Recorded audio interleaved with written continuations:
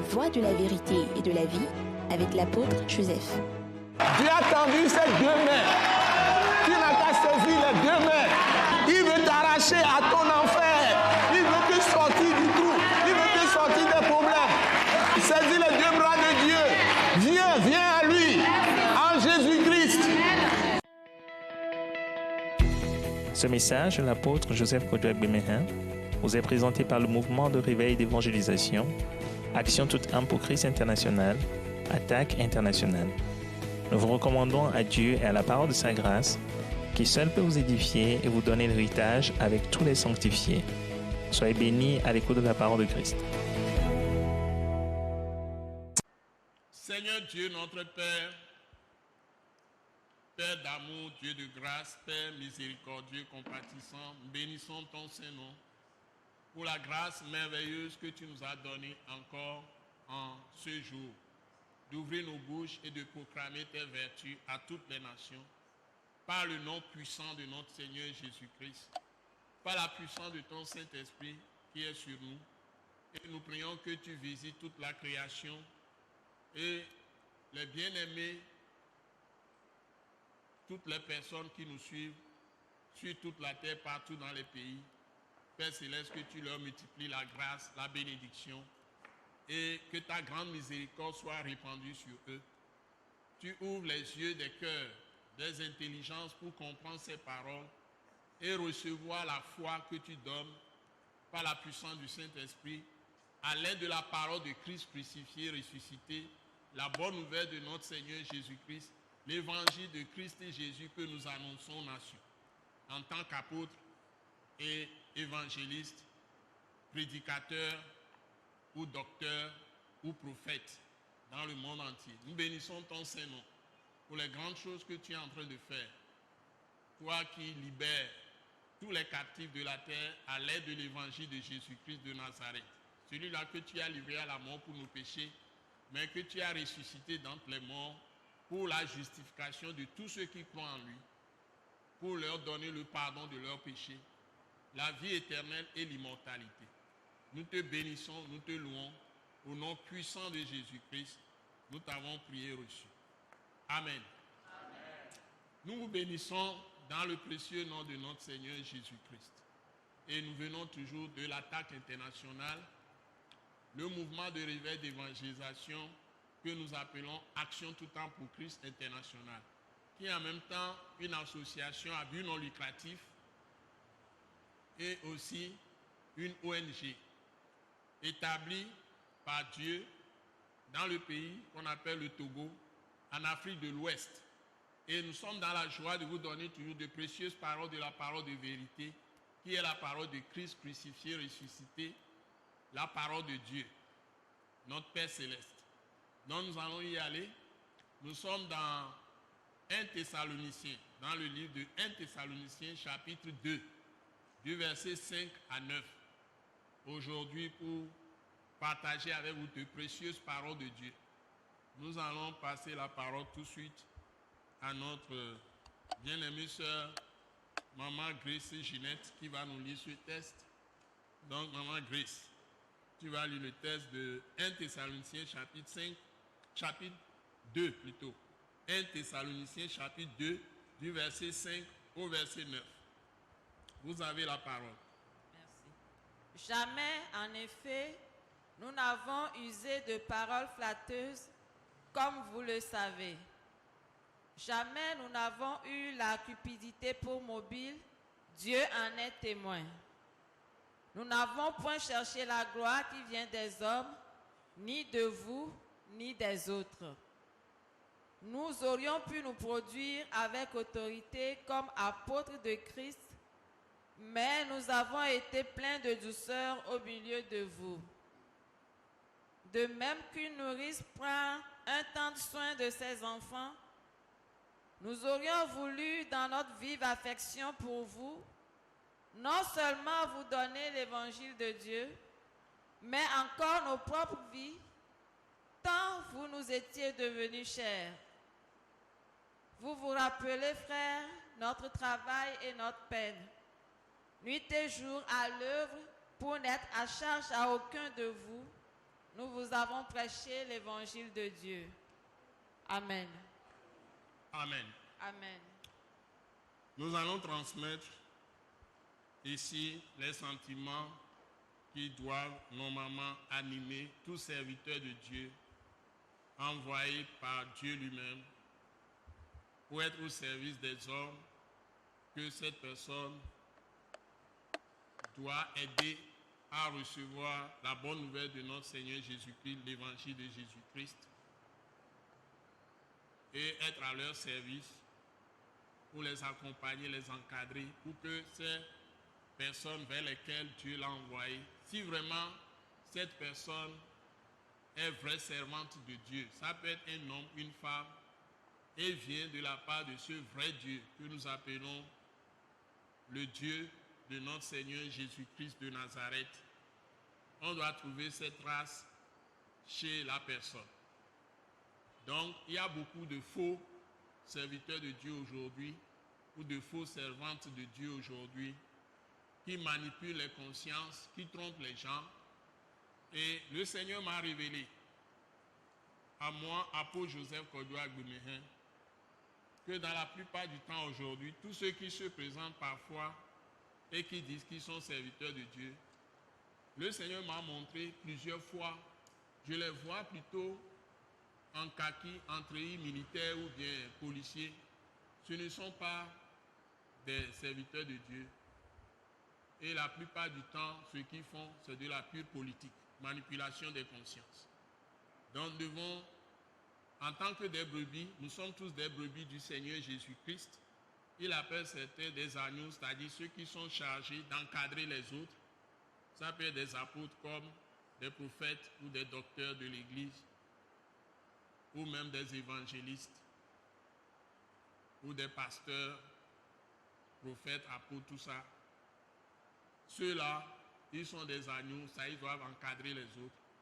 Donc nous sommes quand même tous des brebis de Dieu et nous n'avons pas le droit de manipuler les consciences des gens. Donc je veux partager ces paroles avec vous pour vous permettre d'avoir du discernement, pour ne pas suivre bêtement tous ceux qui se présentent au nom de notre Seigneur Jésus-Christ ou au nom de Dieu, qui parlent au nom de Dieu, alors qu'en fait, ils sont politiciens ou bien c'est des gens qui sont exactement comme des gens qui ont des armes à feu qui viennent vous détruire.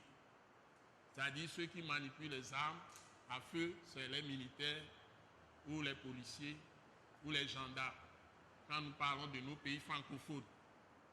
Mais beaucoup de gens, ils sont des loups, mais se déguisent en agneau, se déguisent en mouton.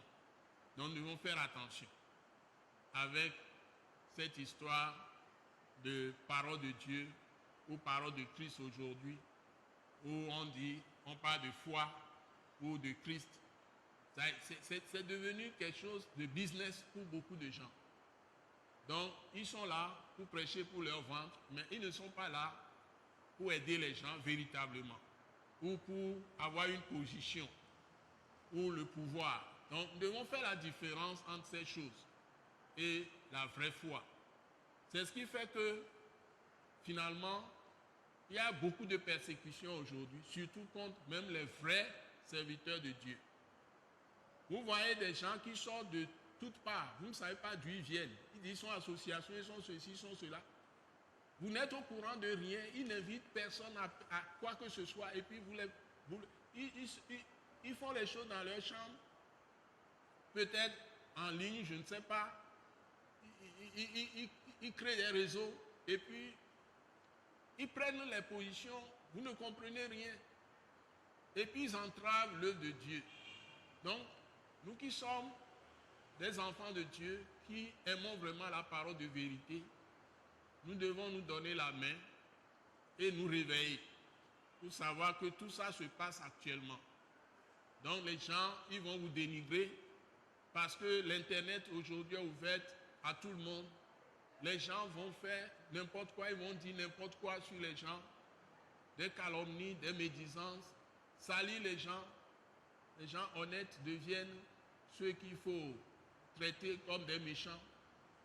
ou des mauvais, des racailles. Il y a trop de désordre. Et puis il y a trop de diffamation, trop de calomnie, de fausseté. La séduction s'est accrue partout.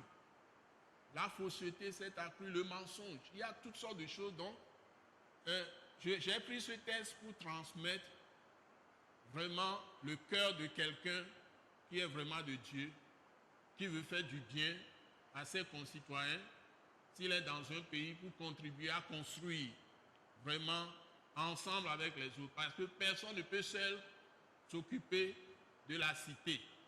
Nous devons tous contribuer à la paix dans notre pays, quand nous sommes dans un pays ou bien dans un continent.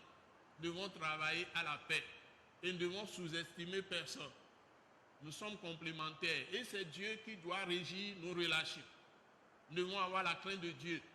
Même si nous sommes adorateurs d'idoles, même nous qui avons connu ces choses avant de nous repentir parce que nos parents adoraient des idoles et la plupart des Africains, c'est ça. C'est pratiquement tous les Africains. Nous avons nos totems, etc. Nous avons nos croyances avant l'arrivée de Christ.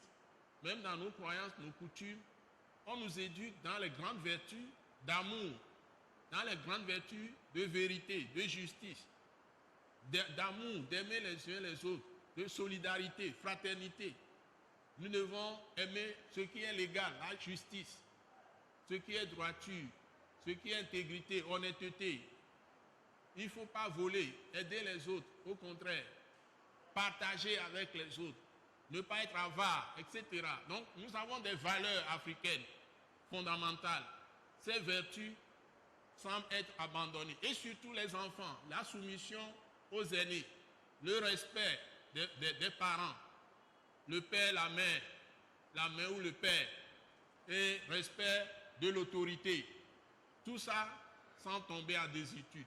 Surtout, on dit qu'on est chrétien et on passe tout le temps dans l'oisiveté.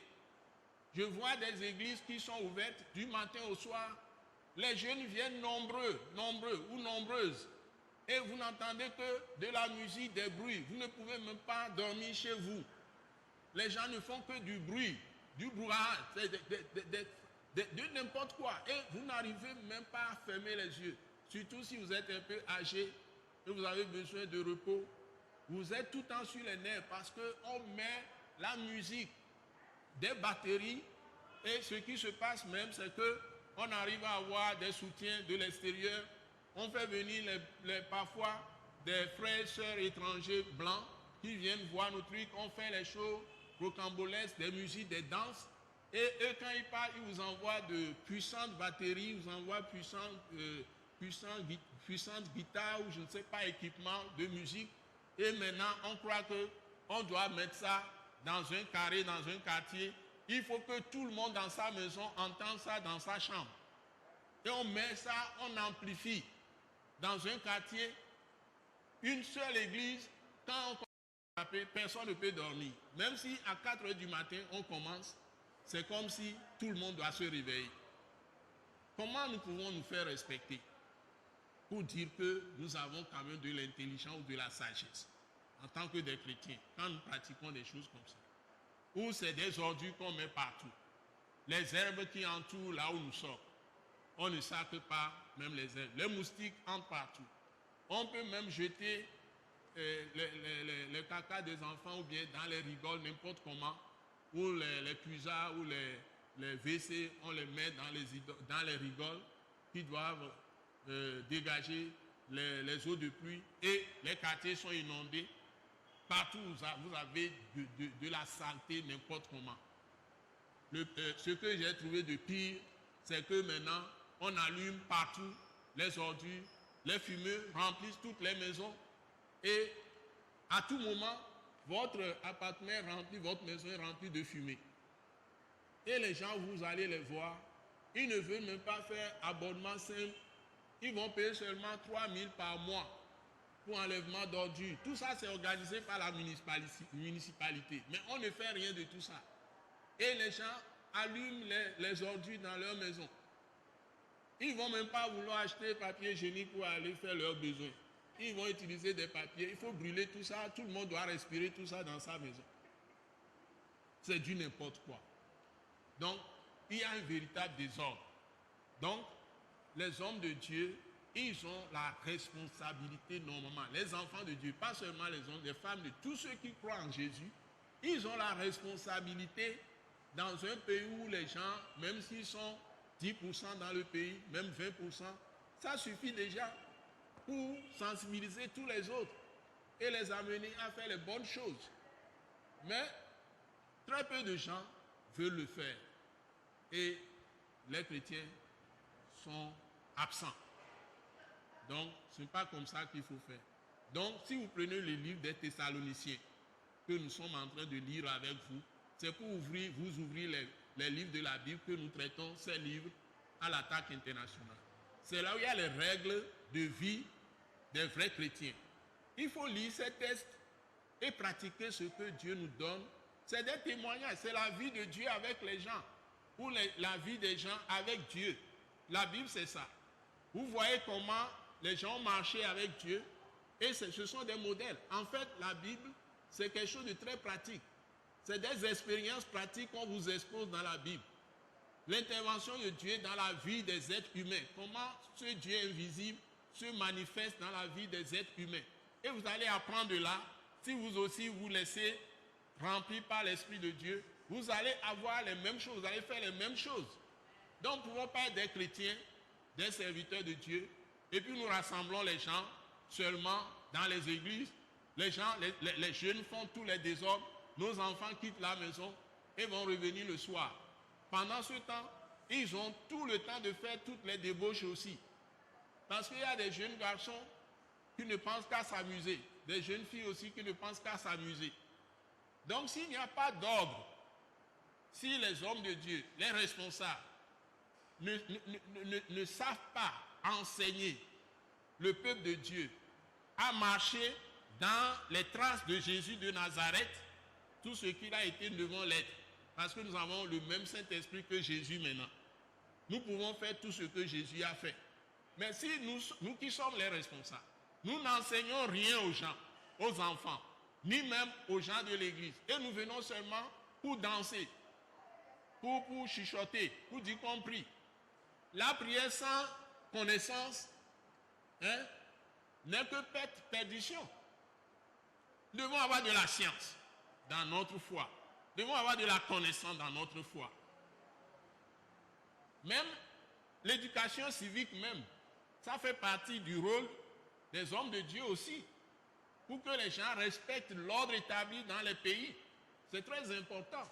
Nous ne devons pas avoir une vie de désordre et puis croire que les gens vont nous respecter. Même les autorités ne peuvent pas respecter les gens qui sont des gens de désordre. Nous devons avoir une discipline dans nos églises. C'est ce que nous croyons. Et c'est ce que nous voyons dans ce texte que nous voyons aujourd'hui. Que Dieu vous bénisse.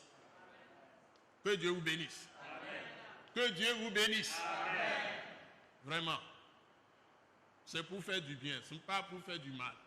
Nous sommes tous de pauvres pécheurs que Dieu a rachetés par le sang de Jésus. Et nous a libérés du péché pour que nous vivions une vie agréable à lui, qui fait du bien aux autres, qui fait du bien aux prochains. Donc, Maman Grace, nous allons reprendre le texte et nous allons proclamer ces choses.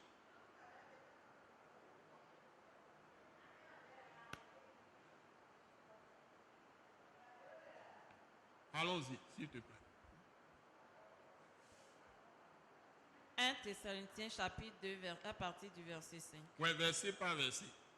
Jamais en effet, nous n'avons usé de paroles flatteuses. Nous n'avons usé de paroles flatteuses. Comme vous le savez. Comme vous le savez. Donc, nous ne devons pas flatter les gens. Tout ce que je viens de dire, nous devons dire aux gens exactement ce qu'il faut leur dire. C'est pourquoi je me suis permis d'énumérer ce que je viens d'énumérer, qu'on ne doit pas voir dans nos villes, qu'on ne doit pas voir dans nos villages, qu'on ne doit pas voir dans nos campagnes, dans les milieux ruraux comme dans les milieux urbains, dans les milieux villageois comme dans les milieux urbain, on ne doit pas voir ces choses.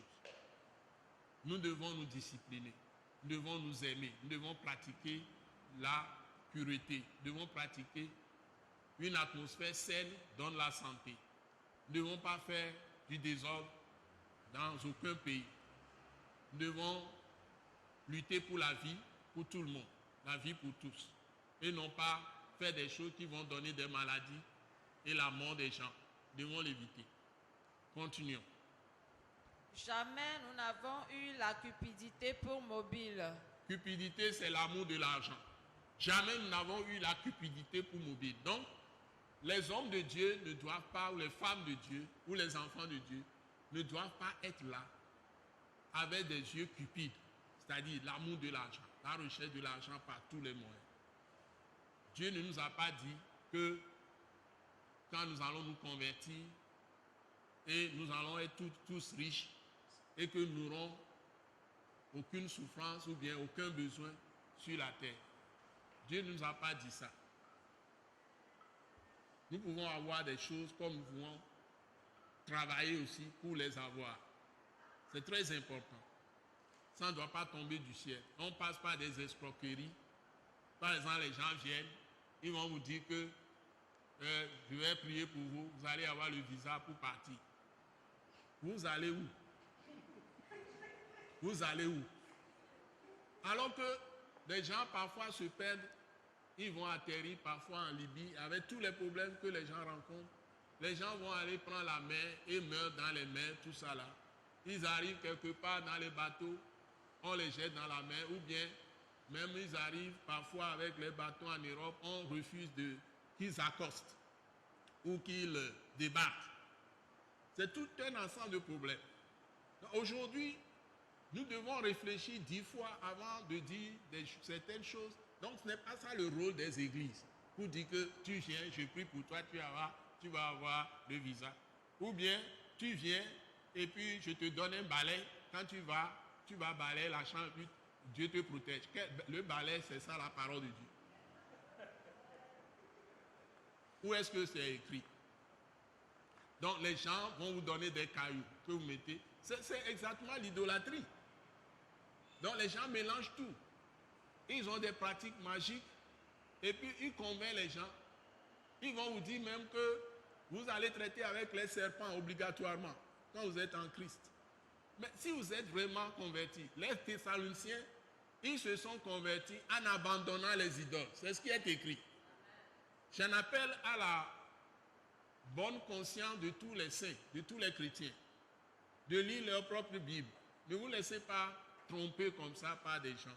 Et ces gens-là, quand vous pouvez les voir, ouvrez vos radios FM tard les nuits, suivant qu'ils apparaissent à partir de minuit. Et ils racontent tout. Et souvent, quand vous entendez, si vous connaissez un peu la Bible, vous avez le cœur serré. Mensonge sur mensonge, des monstruosités. Vous n'allez rien comprendre. Et c'est comme ça. C'est comme ça. Donc, les gens vous égarent. La Bible dit, dans un texte de l'Ancien Testament, que ceux qui vous conduisent vous égarent.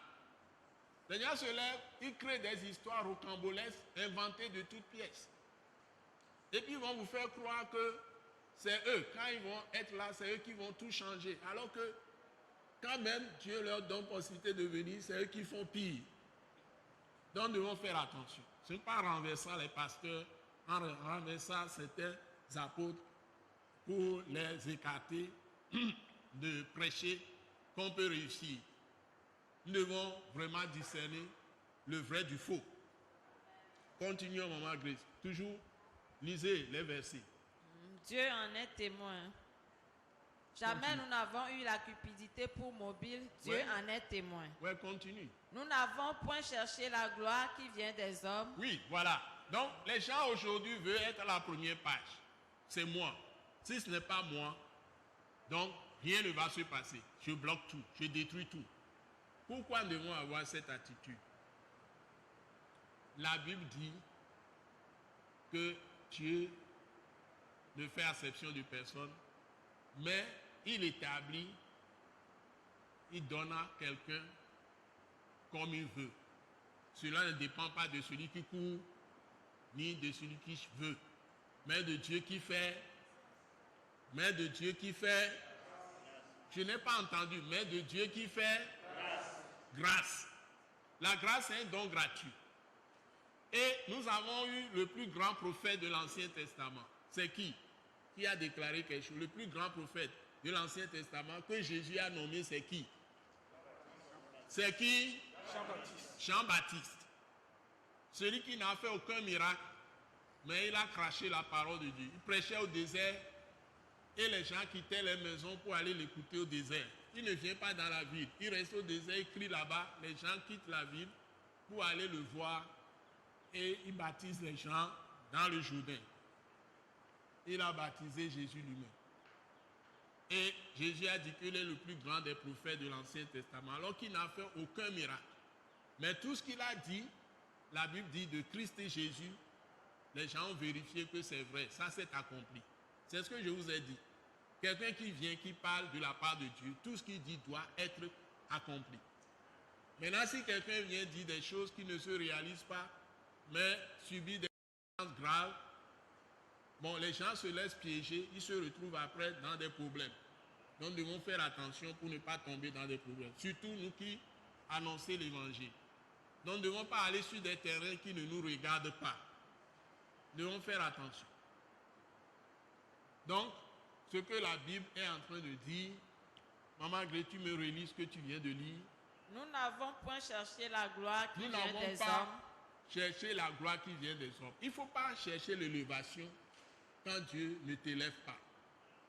Nous devons être humbles. L'humilité précède la gloire. Mais l'orgueil précède la ruine. C'est ce que la Bible enseigne. Un bon entendeur, salut. Ou demi-mot. Continuons. Ni de vous, ni des autres. Ni de vous, des Thessaloniciens, c'est l'apôtre Paul qui écrit sous l'inspiration du Saint-Esprit. Ni des autres peuples. Donc, un apôtre ou bien prophète ou docteur de la parole, un pasteur ou prophète, ne doit pas chercher à intimider les gens. Même si vous êtes, on peut vous appeler du nom, de grands noms, d'autres grands noms, comme on a ça dans les études, dans les églises de multitude. Hein? Vous pouvez avoir un grand nom. Même si on vous appelle l'homme tout-puissant, vous ne devez pas chercher la gloire des hommes pour dire que c'est vous numéro 1. Non. Il faut laisser Dieu faire son travail. Il faut avoir de l'humilité. Plus vous vous effacez, mieux ça vaudra. Dieu va vous élever au temps convenable. Et ce grand prophète, je dis, Jean-Baptiste, a dit, l'homme n'a que ce qu'il a reçu du ciel. Tout homme, même s'il ne croit pas en Dieu, sa position, il a reçu du ciel. Si toi tu dis que cet homme n'est pas qualifié et tu te lèves contre la personne, Dieu va te briser. C'est comme ça que beaucoup périssent, où ils se détruisent eux-mêmes. Parce que Dieu ne t'envoie pas, tu veux t'imposer. Donc c'est Dieu qui établit qui il veut, là où il veut le mettre. Donc si vous êtes dans une entreprise, vous êtes chrétien, vous devez travailler honnêtement avec votre directeur général ou directeur. Si vous êtes même dans une boutique et quelqu'un vous a fait honneur et vous a recruté, vous devez être très honnête, ne volez pas un franc de la personne. Travaillez honnêtement et Dieu va vous établir un jour aussi à avoir une grande boutique, plus grande que la boutique de cette personne. Mais si vous faites du faux, Dieu va se retourner contre vous. Ce que vous semez, vous le récolterez. Donc l'honnêteté, la fidélité et l'obéissance, l'autodiscipline, l'honnêteté, je le répète, l'intégrité, la fidélité, l'amour, tout ce que vous faites, autant vous faites bien, Dieu va vous faire bien. Si vous faites mal, Dieu se venge des méchants. Celui qui sait faire le bien, qui ne le fait pas, c'est lui qui est le méchant. C'est ce que la Bible définit comme méchant. Tu sais la parole de Dieu, tu connais tout, mais tu fais autre chose. C'est toi méchant. Celui qui ne connaît pas la parole, mais qui commet des péchés, Dieu ne l'appelle pas méchant, il l'appelle pécheur. Donc ceux qui connaissent Dieu, qui connaissent le bien, toutes les bonnes paroles de Dieu, mais qui font le mal, Dieu les appelle des méchants ou des méchantes, si ce sont du sexe féminin. Que Dieu nous aide. Amen. Nous continuons, Maman Grace. Aujourd'hui, c'est aujourd'hui. Amen. Nous aurions pu nous produire avec autorité comme apôtres de Christ. Bon, nous ne voulons pas nous produire comme apôtres de Christ pour crier partout, dans les médias, crier partout pour dire ceci, cela. Mais nous prêchons simplement la parole. Et nous recommandons à vous en toute douceur. Continue. Mais nous avons été pleins de douceur au milieu de vous. Donc, mais les apôtres sont fermes. Si je lis l'apôtre Paul, les épîtres que Dieu lui a données, même Pierre, tout ça, je suis secoué jusqu'au fond, très fond de mon cœur. C'est très profond, les paroles de Dieu, à travers ces apôtres. Donc nous devons considérer ces paroles et nous laisser briser par Dieu lui-même et marcher dans l'humilité et avoir la douceur envers les gens. Savoir les prendre, ne pas les juger. Jusqu'à dire qu'on va exclure des gens, on va dire ceci. Je ne l'ai jamais fait. Les gens sont venus à l'attaque internationale, beaucoup ont été exclus par certains soi-disant prophètes. Ils les ont appelés, ils ont dit qu'ils ne veulent plus les voir dans leurs églises, on les a chassés. Ils sont venus chez moi, je les ai accueillis avec douceur. Je traite avec tout le monde, même avec mes enfants, les tout petits, comme si on est des égaux. C'est ce que Dieu nous recommande, même si on est apôtre, comme serviteur de Dieu, responsable. Même si vous êtes responsable au niveau des bureaux, j'ai travaillé, j'ai fait une carrière professionnelle, plus de 25 ans, avant de me mettre dans le ministère. Mais je n'ai jamais été méchant avec qui que ce soit. Donc, nous devons être doux, nous devons être calmes et faire du bien toujours aux gens. Allons-y. De même qu'une nourrice prend un tendre soin de ses enfants. Voilà le sommet. De même qu'une nourrice prend un tendre soin de son enfant, comme une nourrice qui s'occupe de son bébé. Nous aurions voulu, dans notre vive affection pour vous, nous aurions voulu, dans notre vive affection pour vous, dans notre vif amour pour vous, non seulement vous donner l'évangile de Dieu, non seulement vous donner l'évangile de Dieu, c'est-à-dire la bonne nouvelle de Jésus-Christ, c'est-à-dire les prédications que nous faisons là, mais encore nos propres vies. Mais encore nos propres vies. Nous voulons vraiment être à vos pieds, vous laver les pieds, honnêtement parlant. Amen. Vous servir comme de simples serviteurs chez vous. Allons-y. Tant vous nous étiez devenus chers. C'est ce que l'apôtre Paul écrit. Tant vous nous étiez devenus chers. Ouais.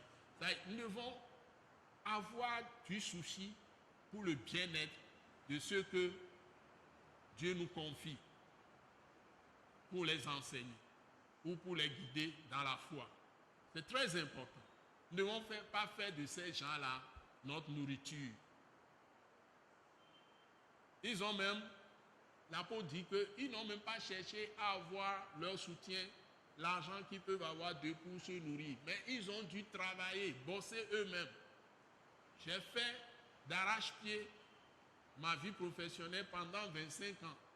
Pendant ces 25 années, quand j'étais dans la vie professionnelle, je faisais en même temps le ministère de longues années. Je fais l'évangélisation, je fais l'édification, enseignement. J'ai ce don-là aussi, l'évangélisation, enseignant. Et j'étais pasteur. En même temps, j'étais devenu un fondateur de mission, missionnaire. C'est ça l'attaque internationale. Je faisais tout à la fois. Les gens me demandaient, mais comment tu fais? Et au même moment, je fais tout ça pour Dieu, de longues années. J'ai fait 25 ans de carrière, mais j'ai commencé à servir Dieu avant de commencer à travailler. Ce qui veut dire que j'ai fait plus de 25 ans. Quand pendant la vie professionnelle, j'étais serviteur de Dieu avant de commencer à travailler, la vie professionnelle.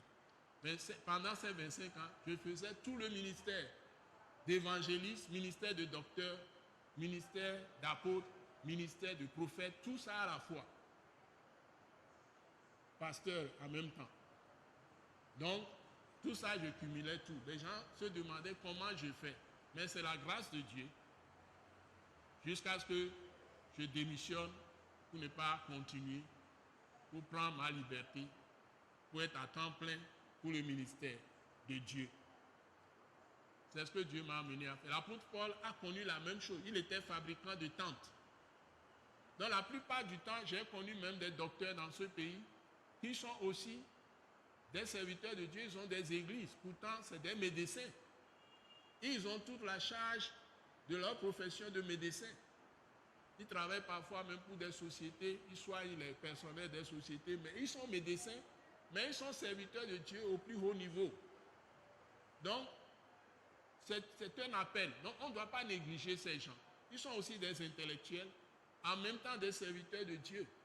Je connais des généraux dans ce pays qui sont des serviteurs de Dieu. Il y a des généraux qui avaient ouvert même des points de ministère d'enseignement quand ils étaient en fonction au plus haut niveau. Ils étaient généraux. Dans ce pays, je parle du Togo, il y a des gens qui sont des commissaires que je connais, sont des vrais serviteurs de Dieu. Ils prêchent la parole, ils sont des églises qui dirigent. Toujours dans ce pays, le Togo. Il y a des gens qui sont des hommes d'affaires très influents, de puissants hommes d'affaires qui sont des hommes de Dieu. Donc, nous devons travailler, nous devons donner le bon exemple aux gens. Donc, ce n'est pas seulement quand on ne fait rien. Donc, les jeunes, je vous invite à éviter ces choses. Ne passez pas toutes vos journées dans des églises à ne rien faire. Ce n'est pas la musique que vous allez manger. Vous devez travailler pour pouvoir survivre. Vous devez faire vos vies, vous devez bâtir vos maisons. Mais si après, vous ne faites pas vos formations, vous abandonnez l'école, vous ne faites même pas formation d'apprentissage, vous êtes là en l'air, vous allez souffrir. Ce n'est pas en vous liant des femmes, rapidement, vous allez dire que la femme va me prendre en charge. J'ai vu des femmes chasser les maris de leur maison. Parce que la femme était fatiguée, elle n'est pas là seulement. Quand elle va être en grossesse, elle ne va pas pouvoir travailler. Et toi, tu es là, elle ne fait que te nourrir. Et toi, tu profites d'elle. Il y a des femmes qui ont mis des maris à la porte. Ou qui ont ramassé leurs effets, qui ont quitté les maris. Donc, il ne faut pas tomber dans des pièges de, je ne sais pas, comment on appelle ça même. Tu fais des erreurs graves. Hein?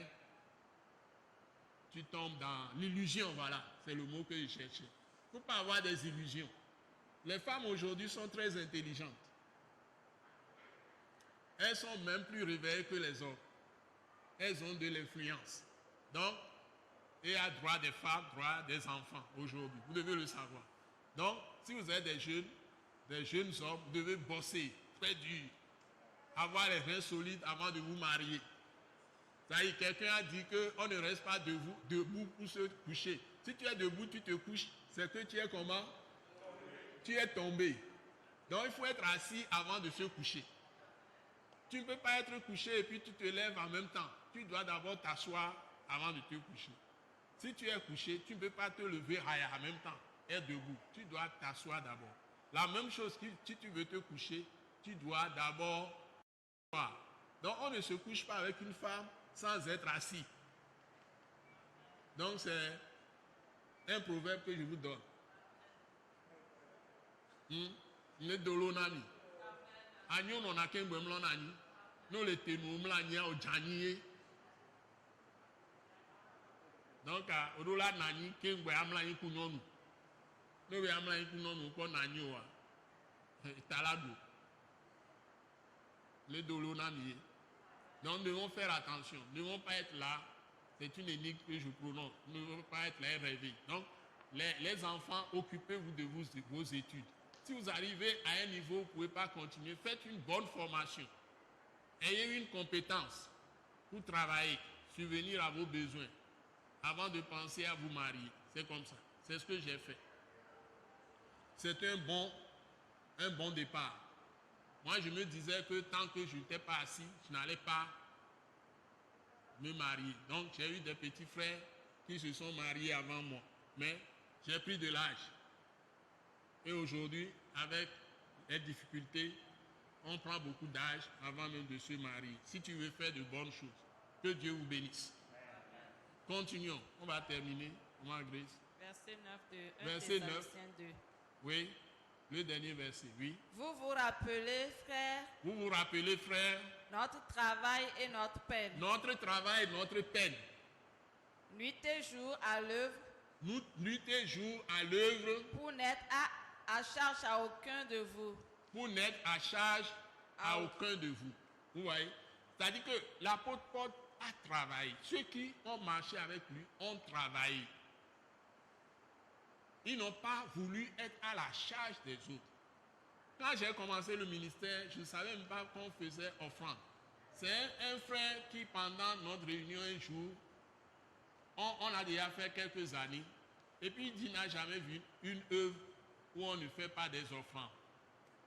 Et il a introduit les offrandes. J'ai accepté et on a fait, moi-même aussi, j'ai commencé à faire les offrandes. Mais quand je réunissais les gens, j'enseignais.